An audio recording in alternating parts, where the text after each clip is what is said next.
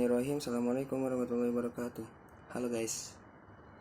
Kenalin, nama ane Ahmad Firas Rosyid dari Prodi Ilmu Pendidikan Agama Islam, Fakultas Pendidikan Ilmu Pengetahuan Sosial, Universitas Pendidikan Indonesia. Pada kesempatan kali ini saya akan menjelaskan sejarah gerakan mahasiswa dari masa ke masa. Pertama, mahasiswa berasal dari kata maha yang berarti besar atau agung, dan siswa yang berarti orang yang sedang belajar di institusi. Dalam hal ini pendidikan tinggi ya. Dari definisi tersebut, mahasiswa memikul tanggung jawab besar dalam melaksanakan fungsinya sebagai kaum muda terdidik yang harus sadar akan kebaikan dan kebahagiaan masyarakat hari ini dan masa depan. Dengan sifat dan watak yang kritis, ketajaman intelektual, independensi, serta energi yang besar, kelompok mahasiswa selalu identik dengan perubahan sosial di masyarakat. Oleh karena itu, sejarah mencatat di mana kaum pemuda, khususnya mahasiswa, memegang peranan penting dalam tonggak perubahan di negeri ini. Sebagai anak bangsa yang secara sosial mendapat kesempatan lebih dibandingkan dengan saudaranya yang lain, mahasiswa kemudian menjadi penggerak utama dalam banyak dimensi perubahan sosial politik di tanah air pada masanya. Aktivitas mahasiswa yang merambah wilayah yang lebih luas dari sekadar belajar di perguruan tinggi inilah yang kemudian populer dengan sebutan gerakan mahasiswa. Jika membaca sejarah pergerakan mahasiswa perlu diletakkan secara kontekstual sesuai dengan kondisi zaman di mana dinamika sosial politik menjadi acuan dasar dalam membedanya. Gerakan mahasiswa identik dengan aksi penyikapan ataupun penolakan terhadap kebijakan rezim, mobilisasi massa, boikot serta penyikapan terhadap isu-isu lokal, nasional maupun internasional. Berbagai metode dilakukan baik yang berupa aksi damai, audiensi, diskusi, represif, penyadaran, turun ke jalan, maupun penyebaran pamflet ke masyarakat, dan lain-lain. Adanya gerakan mahasiswa dengan perannya yang begitu signifikan dalam perubahan secara langsung akan membongkar mitos lama di masyarakat, bahwa mahasiswa selama ini dianggap sebagai bagian dari sivitas akademika yang berada jauh dari persoalan yang dihadapi masyarakatnya. Secara overview atau ikhtisar, gerakan mahasiswa dapat dibagi menjadi 4 fase besar menurut tinjauan sejarah Indonesia. Yang pertama, periode pergerakan nasional dari tahun 1900 sampai 1945. Yang kedua, periode Orde Lama yaitu dari tahun 1945 sampai 1965. Yang ketiga, periode Orde Baru dari tahun 1965 sampai 1998. Dan yang terakhir adalah periode reformasi dari tahun 1999 sampai yang kita rasakan saat ini. Sebagai pembelajaran dari masa lalu, penting untuk diketahui bahwa setiap periode memiliki zeitgeistnya atau semangat pada waktu tertentu masing-masing. Sejak awal abad ke-20, dengan adanya penjajahan kolonialisme atau imperialisme asing, muncullah kesadaran untuk melepaskan diri dalam rangka mencapai kemerdekaan. Pemerintah Belanda memperlakukan politik etis atau balas budi yang cukup menguntungkan Indonesia kala itu, di mana terdapat kesempatan para kaum muda untuk mengenyam pendidikan tinggi hingga luar negeri. Lahirnya Perhimpunan Indonesia yang diprakarasai oleh mahasiswa Indonesia yang sedang belajar di Belanda pada tahun 1925 merupakan momentum awal dari semua gagasan dan ide tentang sebuah gerakan perubahan kaum muda yang plural dan terorganisir secara modern. Organisasi mahasiswa ini bertujuan untuk membebaskan Indonesia dari cengkeraman kolonialisme Belanda. Pada tahun 1915, murid-murid Sofia mulai memulai gerakan dengan mendirikan Trikoro Darmo.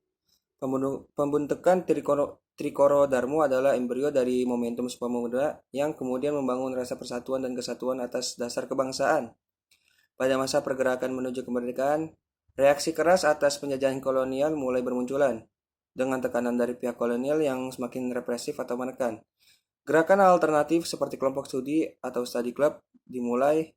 Analisa terhadap study club jelas memberikan kesimpulan bahwa kondisi objektif ekonomi politik pada saat itu, politik kolonial yang semakin represif, yang kemudian berubah menjadi liberal karena perubahan status ekonomi Belanda dan Hindia Belanda, dapat direspon dan distimulasi oleh kondisi subjektif study club yang bertransformasi menjadi sebuah partai.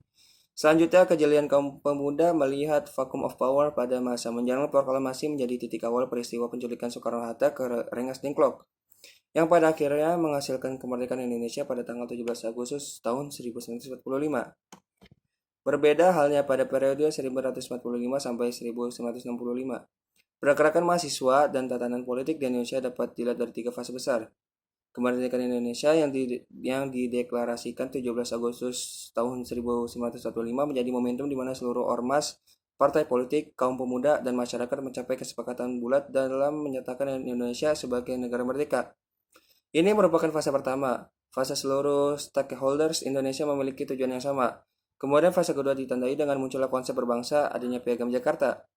Dinamika memanas ketika terjadi peperangan ideologi antara kaum-kaum yang berkepentingan. Tiap partai mengusung konsep berbangsa yang ideal menurut cara pandang dan ideologi mereka.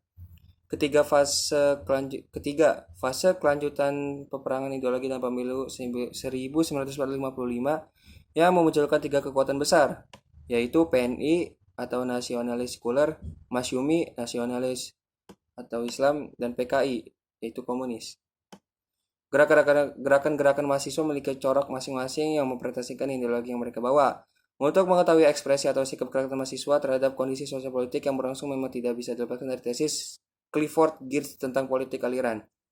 Tipologi Geertz ini kemudian dikembangkan oleh Herbert Fate dan Lance Kestel, yang membagi pemikiran politik Indonesia waktu itu ke dalam 5 golongan, yakni Marxisme, Sosialisme Demokrat, Nasionalisme Radikal Islam,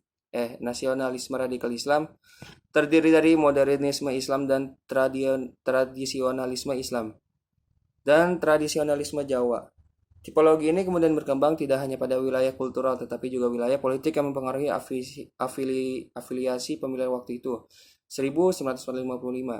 Organisasi massa mahasiswa Islam lahir dengan dipayungi kelompok politik yang dominan waktu itu, atau sebagai underbow partai. Pada periode 1965 sampai 1998, pergerakan mahasiswa dan tatanan politik di Indonesia bergerak dinamis dalam beberapa fase besar. Di antaranya beberapa organisasi mahasiswa pada masa itu adalah CGMI atau Konsertasi Gerakan Mahasiswa Indonesia, menonjol setelah kemenangan PKI di tahun 1995. Dampak dari demokrasi liberal 1950 sampai 1959 adalah lahirnya organisasi ekstra kampus seperti HMI, GMNI, PMII, GMKI, PMKRI, Gemsos, dan lain-lain. Dari cuplikan sejarah di atas, kita bisa belajar bahwa sejarah mahasiswa dari masa ke masa penting untuk kita ketahui, khususnya kalangan mahasiswa. Soekarno pernah mengatakan, jas merah, jangan sekali-sekali melupakan sejarah. Yang artinya sejarah adalah cerminan untuk bagaimana kita menyongsong masa yang akan datang. Dan semoga semangat pergerakan mahasiswa-mahasiswa yang dulu pernah mati-matian membela dan mempertahankan negara ini mampu tertancap kuat di dalam sanubari kita, sehingga kita tak goyah dan tak gentar dalam memerangi KKN, korupsi, kolusi, dan nepotisme di Indonesia, khususnya di Bojonegoro. Di Indonesia khususnya di bumi kita ini. Semoga bermanfaat bagi kita semua. Amin. Sekian dari saya. Wabillahi taufiq wal hidayah. Wassalamualaikum warahmatullahi wabarakatuh.